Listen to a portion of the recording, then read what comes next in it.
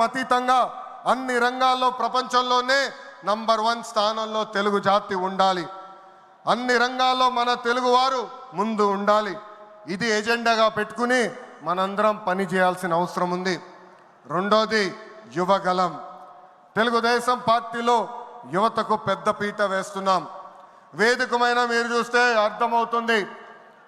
మొన్న జరిగిన ఎన్నికల్లో 164 శాసనసభ్యుల్లో 88 మంది మొదటిసారి గెలిచిన శాసనసభ్యులు ఉన్నారు. క్యాబినెట్లో కూడా తీసుకుంటే 25 మంత్రులకి ఏకంగా 17 మంది మొదటిసారి మంత్రులుగా కూడా నియమించారు గౌరవ జాతీయ అధ్యక్షులు చంద్రబాబు నాయుడు గారు. సీనియర్ని జూనియర్ని గౌరవిస్తాం, పనిచేసే వాళ్ళని ప్రోత్సహిస్తాం. గత ప్రభుత్వంలో ఒక HSBC Franklin Templeton Amar Raja జాకీని తరిమేస్తే మన ప్రభుత్వ అధికారంలోకి వచ్చిన తర్వాత TCS, LG electronics, NTPC, BPCL, Reliance CBG, Arcelor Mittal ఇలా అనేక పరిశ్రమలు ఆంధ్ర రాష్ట్రానికి తీసుకొచ్చాం. Mega DSC ప్రకటించాం.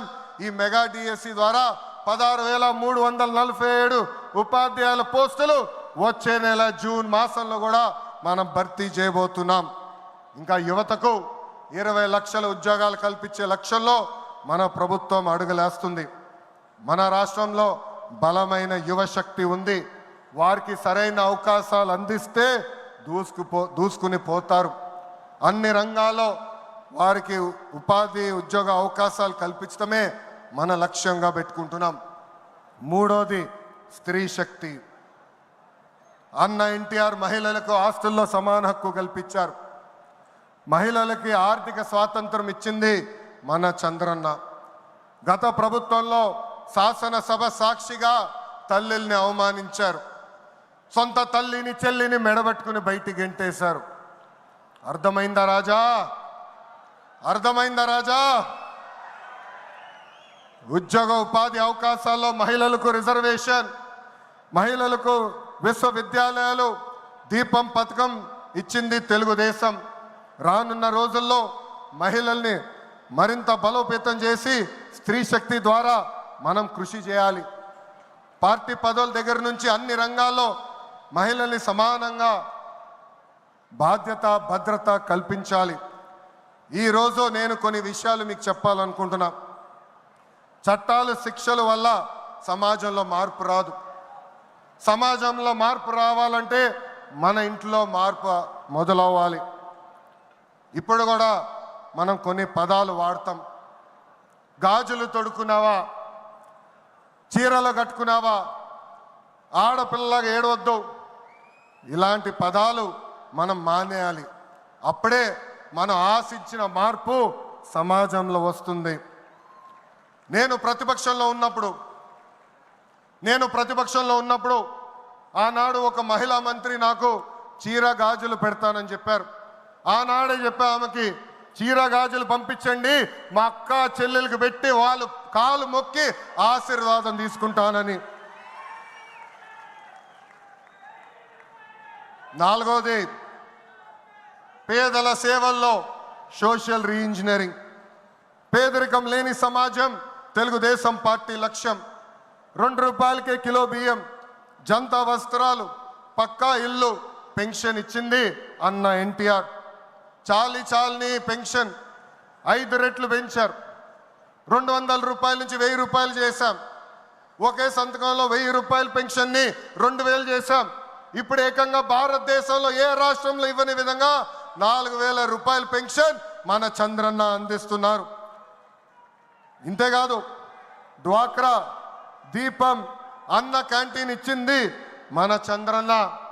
భారతదేశంలో ఏ నాయకుడు సాహసం చేయలా, కానీ మన నాయకుడు చంద్రన్న సాహసం చేసి ఎన్ని ఆర్థిక ఇబ్బందులున్నా ఇచ్చిన బాబు సూపర్ 6 హామీ నిలబెట్టుకునేందుకు ముందలికి అడుగులేస్తున్నారు. మన ప్రభుత్వ అధికారులకు వచ్చిన వెంటనే పెన్షన్ పెంచాం. మూసేసిన అన్న క్యాంటీన్లు తిరిగి ప్రారంభించాం. మెగా డిఎస్సి ఏర్పాటు చేశాం. వచ్చే నెలలో తల్లికి వందనం ఇస్తున్నాం. ఆగస్టు మాసంలో ఉచిత బస్ ప్రయాణం కూడా మన ప్రభుత్వం అందజేయబోతుంది.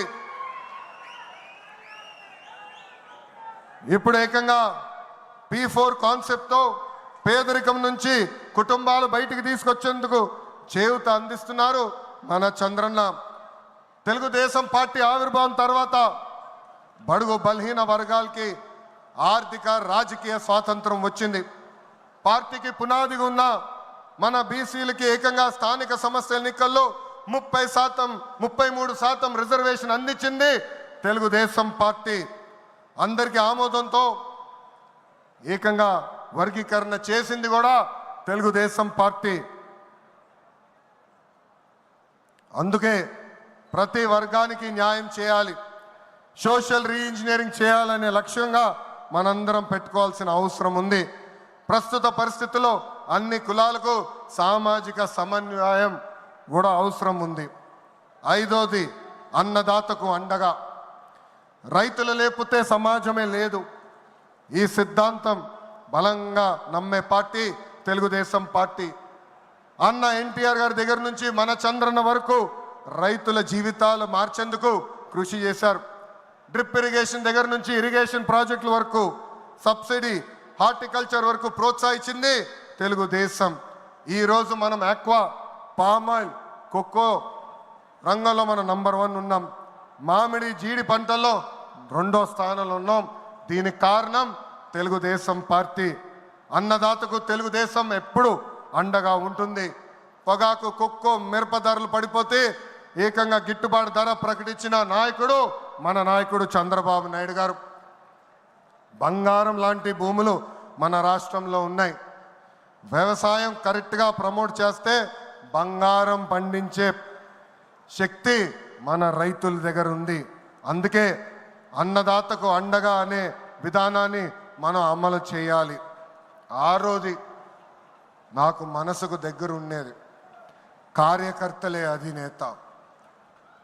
ఒక అంజిరెడ్డి